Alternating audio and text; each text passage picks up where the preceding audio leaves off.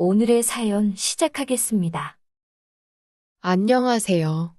저는 서울에 살고 있는 결혼 4년차 30대 주부입니다. 제가 얼마 전 겪은 충격적인 사연에 대해서 이야기해 보려고 합니다. 저희 시어머니는 취미 생활이 많으십니다. 골프도 좋아하시고 산에도 자주 가시고요. 요즘에는 스포츠 댄스도 좋아하세요. 그래서인지 50대 중반의 나이에도 불구하고 몸매랑 피부가 정말 좋아서 40대 초반으로 보는 사람들도 있더라고요. 어느 날이었어요. 갑자기 시어머니가 뜬금없이 저희 부부에게 너희 맞벌이 하느라 힘들지 않냐면서 자기가 가서 집안일 좀 도와주겠다고 하시더라고요. 저희 집엔 이미 서울에서 취직 준비를 하고 있던 제 남동생도 같이 지내고 있었거든요. 그래서 저는 어려울 것 같다고 마음만 감사해 받겠다고 했어요. 그러자 어머님이 너무 서운해 하시더라고요.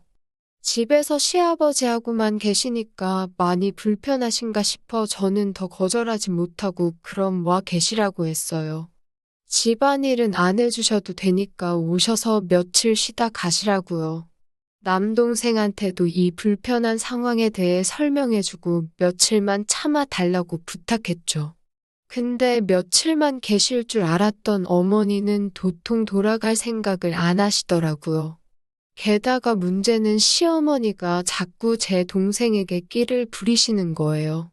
처음에는 제 동생에게 툭하면 본인 어깨가 아프네, 무릎이 시리네 하면서 안마를 해달라고 부탁을 하시더라고요. 남편이 자기가 해주겠다고 하면 하루 종일 일하고 온 사람이 얼마나 피곤하겠냐며 사돈총각이 더 젊으니까 사돈총각이 해달라고 하시고요. 심지어 저랑 남편이 출근하고 둘이서만 있을 때도 그런 부탁을 하시는 것 같더군요. 하루는 생각보다 일찍 퇴근하고 집에 왔는데 아직 학원에 있어야 할 남동생이 방에서 당황한 표정으로 허겁지겁 나오더라고요. 그리고 그 뒤로 따라 나오는 시어머니는 아무렇지도 않은 표정으로 내가 어깨가 안 좋아서 사돈총각한테 좀 주물러 달라고 했어 그러시더군요. 근데 어머님이 속이 훤히 다 비치는 얇은 실크 잠옷 하나만 입고 계시는 거예요. 제 눈을 믿을 수가 없었죠. 또 한 번은 아침에 일어나서 남동생을 깨우려고 방문을 열었더니 시어머니가 그 방에서 주무시고 계시던 적도 있었어요. 저는 깜짝 놀라서 어머니 왜 여기서 주무시냐 묻자 본인 방이 너무 더워서 여기서 잤다고 하시는 거예요. 시어머니라서 더우면 보일러를 끄시면 되는 걸 왜 그러셨냐고 따질 수도 없었고요. 여름이 되자 시어머니는 집이 너무 덥다며 주변 사람은 신경도 안 쓰는 듯한 복장을 하고 집 안을 돌아다니셨어요. 남편에게 이 이야기를 하면 남편은 나이 드시니까 갑갑하셔서 그런 것 같다며 신경 쓰지 말라고 무심하게 넘기더라고요. 저는 그래도 내 동생도 있는데 좀 그렇지 않냐고 하니 남편은 처남이 엄마한테 아들뻘인데 뭐가 어떠냐고 하더군요. 하루는 저녁 식사를 할 때였는데 제가 밥 먹다가 입안에 있는 걸 흘려 황급하게 식탁 아래를 쳐다봤는데 시어머니의 발이 제 동생 말등 위에 올라가 있는 상태였어요.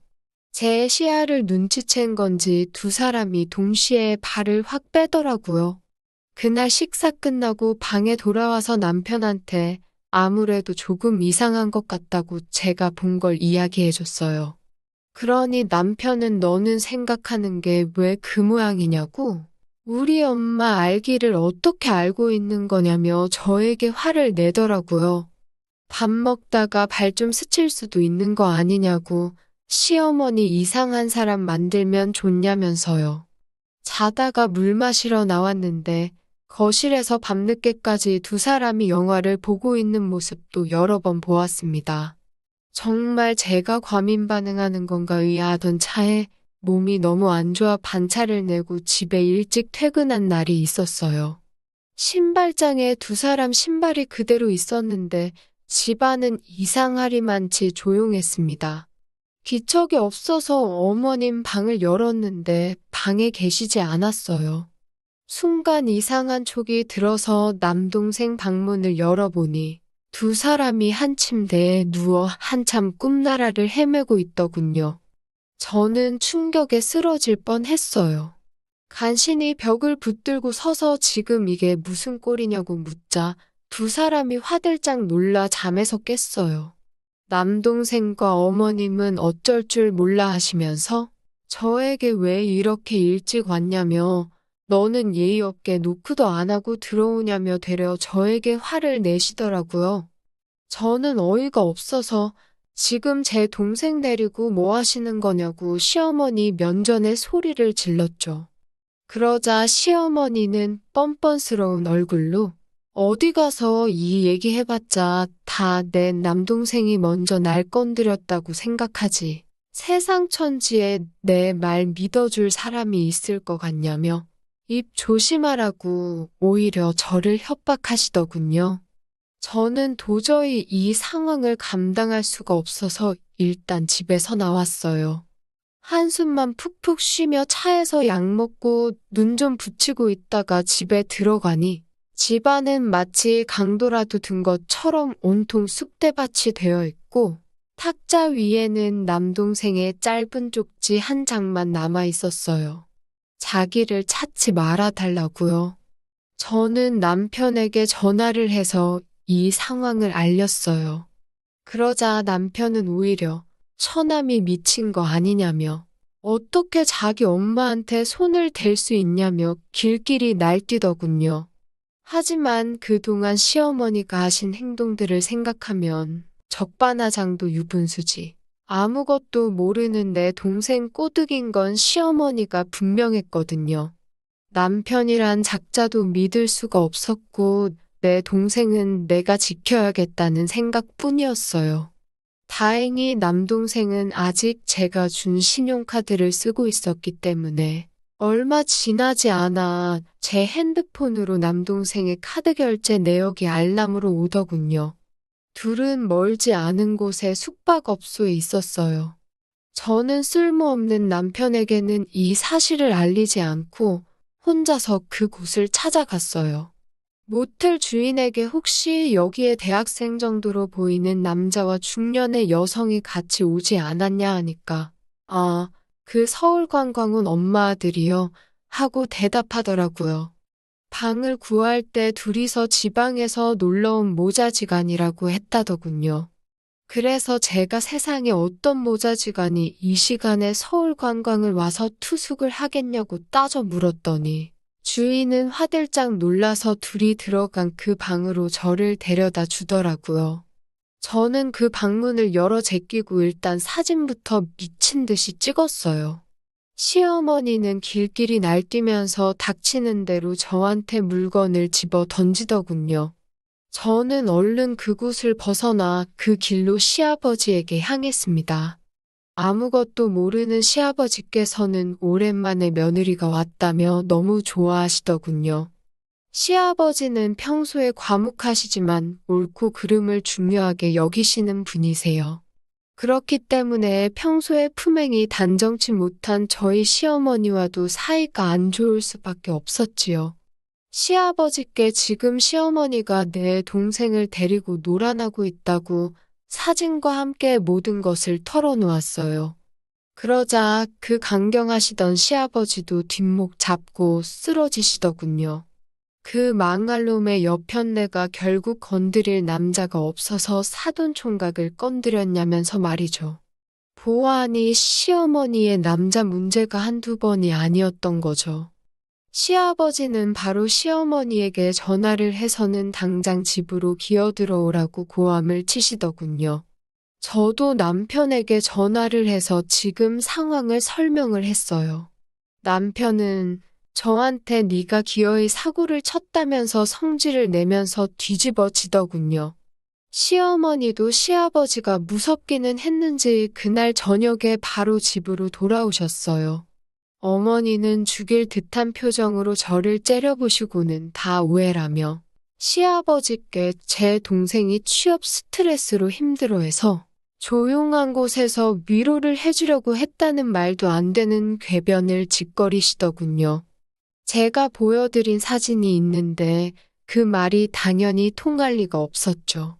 남편도 곧 뒤따라 집 안으로 뛰어들어오더니 상황 파악도 못하고 대뜸 시아버지한테 그러니까 남편이 됐으면 남편 노릇을 똑바로 해야지. 그것도 못하니까 우리 엄마가 이렇게 된 거 아니냐고 아버님 탓을 하더군요. 시아버지는 그런 둘의 모습을 가만히 보시다가 갑자기 제 앞에 무릎을 꿇으시면서 이게 전부 다 본인의 잘못이라고 본인이 자식 교육, 아내 관리를 똑바로 못해서 이 사단이 났다며 저에게 용서를 해달라고 비시더군요. 저는 시아버지를 벌하려던 게 아니었기 때문에 어쩔 줄 몰라 하며 일어나시라고 했죠. 그러자 아버님이 제 손에다 통장 하나를 쥐어주시더군요. 그러면서 이게 내가 가진 전부다. 이 집도 내일 네 명의로 돌려주마. 나는 더 이상 이 여자한테도 이 여자 아들한테도 미련이 없다고 하시더군요. 그러자 순간 시어머니와 남편의 얼굴이 사색이 되대요. 시어머니는 말도 안 된다면서 아주 배를 까고 바닥에 누워서 발버둥을 치고 있고 남편은 시아버지께 욕지거리를 하면서 삿대질을 하더군요. 그런 둘의 모습을 보고 있자니 시아버지가 너무 안쓰럽고 불쌍하더군요. 이런 사람들을 가족이라고 믿고 살았으니 저 고든 성품의 어르신이 얼마나 힘들었을까라는 생각도 들었어요. 저는 시아버지께 통장을 돌려드리고 마음만 감사히 받겠다고 말씀드리고 저야말로 남동생 관리를 똑바로 못해서 못 볼 꼴 보여드렸다고 죄송하다고 거듭 사과를 드렸어요.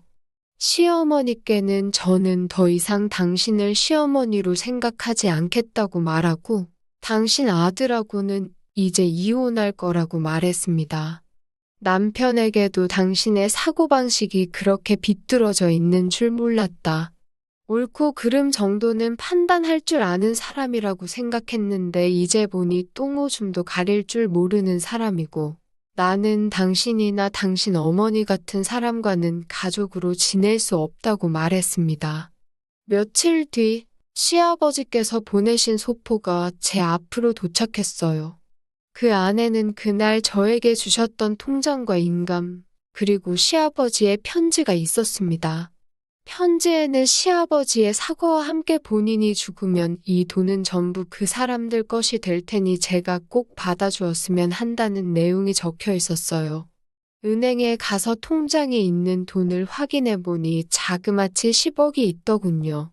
얼마 전에 시아버지가 가지고 계시던 땅이 재개발 지역에 편입되면서 후한 값에 정리를 하신 건 알고 있었는데 보아하니 그 돈을 전부 저에게 주신 거였어요.